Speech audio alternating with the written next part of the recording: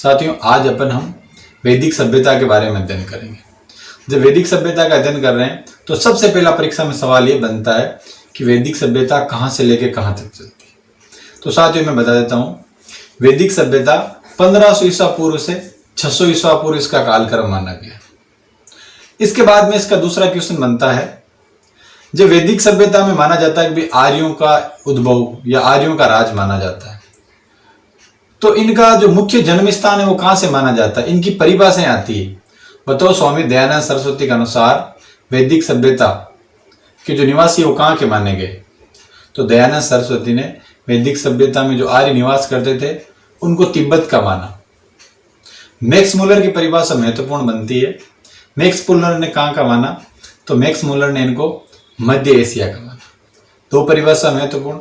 उसके बाद में आता है कि वैदिक सभ्यता में निवास करने वाले आर्यों का सबसे पुराना ग्रंथ कौन सा? तो सबसे पुराना ग्रंथ इनका है विदत। यह भी परीक्षा में कई बार सवाल आता है। वैदिक सभ्यता को सामान्यतः दो भागों में बांटते हैं, एक तो पूर्व वैदिक काल, एक उत्तर वैदिक काल। जब इसको पूर्व वैदिक काल में बांटते हैं तो इसका कालक्रम क्या है, उत्तर वैदिक काल का कालक्रम क्या है? दोनों महत्वपूर्ण सवाल है। तो पूर्व वैदिक काल का कालक्रम है 1500 ईस्वी पूर्व से लेकर 1000 ईस्वी पूर्व तक, और उत्तर वैदिक काल का जो कालक्रम है वो है 1000 ईसा पूर्व से लेकर 600 ईसा पूर्व तक। दो सवाल बने। अब सबसे पहले अपन अध्ययन करेंगे पूर्व वैदिक काल का। तो पूर्व वैदिक काल का सवाल बनता है यहां से कि वैदिक सभ्यता में कितने वेद थे? तो आप सब जानते हो, इसमें 4 वेद थे, ऋग्वेद, यजुर्वेद, सामवेद और अथर्ववेद। अब इनके एक के बारे में अपन जो परीक्षा में सवाल बनते हैं वो पढ़ते हैं। सबसे पहला सवाल बनता है ऋग्वेद का कि भाई ऋग्वेद में किस चीज का जिक्र किया गया है? तो आपको मैं बता देता हूं, ऋग्वेद में सामान्यतः लगभग श्लोकों का जिक्र किया गया है। गायत्री मंत्र ऋग्वेद से लिया गया है, अष्टोमा सदगमे, तमसोमा ज्योतिर्गमे, ये श्लोक भी ऋग्वेद से लिया गया है। ऋग्वेद में 1028 सूक्त है, 10 मंडल है।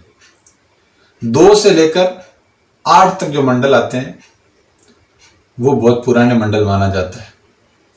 ये सवाल इंपॉर्टेंट नहीं, इंपॉर्टेंट है कि कितने सूक्त और कितने मंडल है। अब उसके बाद में ये आता है कि भाई श्लोक है, श्लोक का कोई ना कोई तो उच्चारण करता ही है, और जो उच्चारण करता है उसको क्या कहते हैं?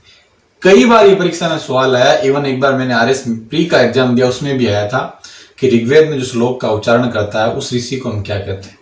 तो उसको हम कहते हैं होत्र ऋषि या होता ऋषि। सवाल इंपॉर्टेंट बना कि नहीं बना?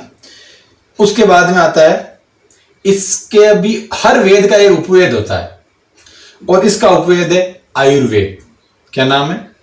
आयुर्वेद।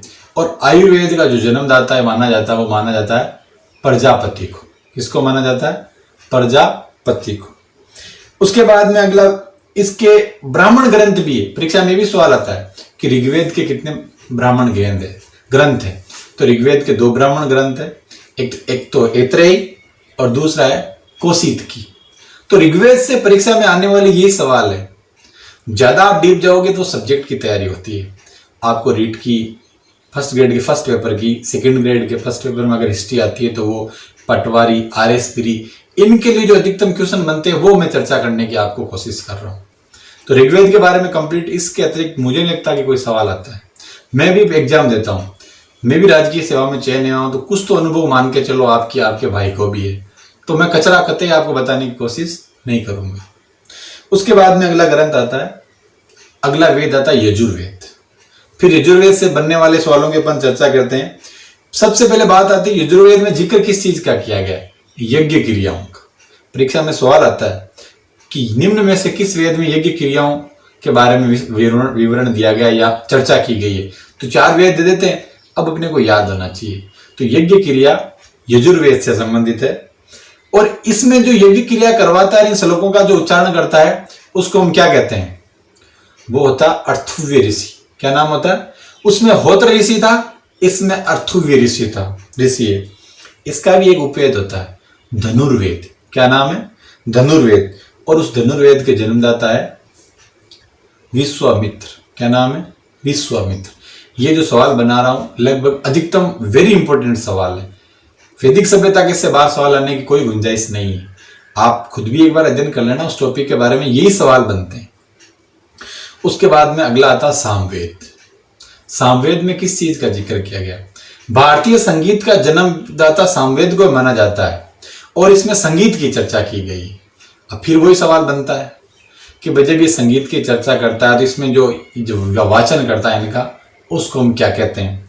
तो उसको हम कहते हैं उद्गाता ऋषि। क्या नाम है? उद्गाता ऋषि। इसका भी उपवेद होता है और वो है गंधर्व वेद, और उसके जन्मदाता है नारद जी। क्या नाम है? नारद जी। और इसका एक बहुत ही शानदार ब्राह्मण ग्रंथ है, कई बार परीक्षा में आता है कि शतपथ ब्राह्मण ग्रंथ किस वेद से संबंधित है? शतपथ ब्राह्मण ग्रंथ किस वेद से संबंधित है? तो वो वेद है सामवेद। क्या नाम है? सामवेद। और उसके बाद में परीक्षा में कई बार सवाल आता है कि 3 वेद बताओ, तो ऋग्वेद, यजुर्वेद और सामवेद, इन्हीं को 3 वेद माना गया। और चौथा वेद मानता है अथर्ववेद। फिर बात आती है अथर्ववेद में किसकी चर्चा होती है? तो जादू टोना, मंत्र, इस प्रकार की जो होती है बाहरी आत्माएं जिनको बोलते हैं अपन, उसका जिक्र अथर्ववेद में होता है।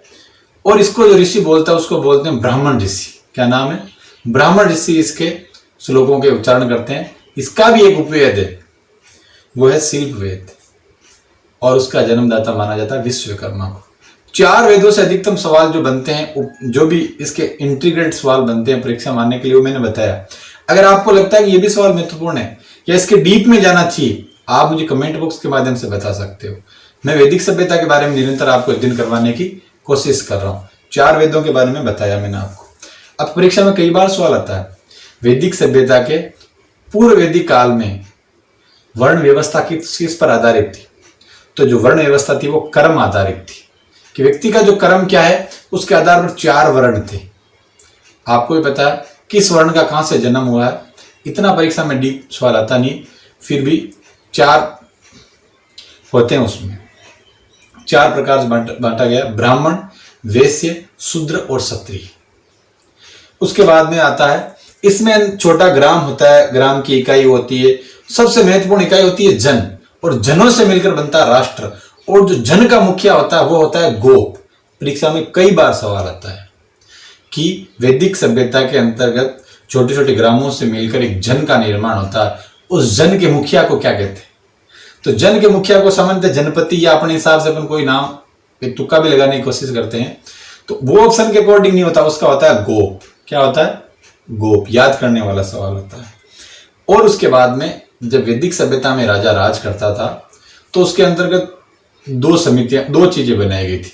एक तो थी सभा, एक थी समिति। सभा में वृद्ध व्यक्ति थे जो महत्वपूर्ण होते थे, और समिति में राजा खुद अपनी इच्छा से निर्वाचित करता था। और जो समिति का मुखिया होता था उससे अपन कहते थे ईशान। क्या कहते थे? ईशान। कई बार सवाल आता है समिति के मुखिया को क्या कहते हैं? वे पूर्व वैदिक सभ्यता में समिति के मुखिया को क्या कहते हैं? तो उसे कहते हैं ईशान। और राजा या बोलते हैं प्रजापति, इसकी 2 पुत्रियां हैं के रूप में जाना जाती है सभा और समिति। कई बार परीक्षा में सवाल आता है, इवन फर्स्ट ग्रेड में भी सवाल आया हुआ है सब्जेक्ट पेपर में, प्रजापति की 2 पुत्रियां कौन कौन सी? सभा और समिति। बना नहीं बना? अच्छा सवाल। और पूर्व मैंने बताया कि आर्यों का सबसे प्राचीन ग्रंथ होता है विदत। 4 आश्रमों का जिक्र किया गया, सबको पता कौन कौन सा है। लेकिन इंपॉर्टेंट सवाल यह है कि पूर्व वैदिक सभ्यता में जो 4 आश्रमों का जिक्र किया गया, सबसे पहले आश्रम के बारे में वर्णन कहां किया गया है? तो वह है जाबालोपनिषद। जाबालोपनिषद में सबसे पहले आश्रमों के बारे में जिक्र किया गया था। पूर्व वैदिक सभ्यता के अधिकतम ये क्वेश्चन होते हैं। फिर भी मैं कोई टॉपिक देखूंगा, बचेगा तो मैं आपसे चर्चा करने की कोशिश करूंगा। अगर आपको भी लगता है कि सर ये सवाल बचा, निश्चित रूप से आप मुझे बताइए। सर का मैं आपके भाई की तरह रिप्रेजेंट हो रहा हूँ। मैं नहीं चाहता कि मुझे अकेले को फायदा हो, मैं चाहता हूं कि भाई आपके सामने जो चीज आ रही है अगर गलत लग रही है तो आप निसंकोच होकर मुझे बताइए। मैं पूरी कोशिश करूंगा कि इस सवाल का मेरे हिसाब से अधिकतम समाधान हो सके वो मैं करूं। कचरा डीप जाने की कोई आवश्यकता नहीं, हजारों सवाल है, सवालों की कभी कमी नहीं होती है। लेकिन क्रीम क्वेश्चन क्या है जो हमारे सामने परीक्षाओं में आते हैं और हम कचरे पढ़ने के चक्कर में उन सवालों को नहीं कर पाते। अच्छे अच्छे यूट्यूब पे चैनल मिलेंगे आपको, चिंता है मत करो। वैदिक लिखते हजारों 10-10 घंटाओं की क्लासें मिलेगी, लेकिन सवाल तो यही बनेंगे ना, आप इनको पढ़ो। आपको कोई सब्जेक्ट एक्सपर्ट नहीं बनना। जो एक्सपर्ट बनेगा वो यूट्यूब चैनल नहीं देखेगा। आपको ये चीज़ ढूंढनी है कि मैं परीक्षा में ज़्यादा से ज़्यादा अटेंड सवाल करके मैं मेरा चयन कैसे कर सकूँ। और उसके बाद में आता उत्तर वैदिक काल। उत्तर वैदिक काल में जो होता था वो होता था जन्म आधारित वर्ण व्यवस्था थी, और इसके अंतर्गत राजा की संगठन का संचालन करने के लिए एक कमेटी होती थी जिसमें 11 सदस्य होते थे। अगर राजा को आप शामिल करोगे तो 12 सदस्य हो जाते थे। उस कमेटी को क्या कहते थे, या उन सदस्यों को क्या कहते थे? उन्हें कहते थे रत्नीन। क्या कहते थे? रत्नीन। ये मैंने आपको वैदिक सभ्यता के बारे में पढ़ाने की कोशिश की है। अगर फिर भी उसमें कोई त्रुटि हो जाती है तो मैं आपसे माफ़ी मांगता हूँ, दिलो जान से माफ़ी मांगता हूँ। बेहतर अध्ययन कीजिए, अच्छा अध्ययन कीजिए।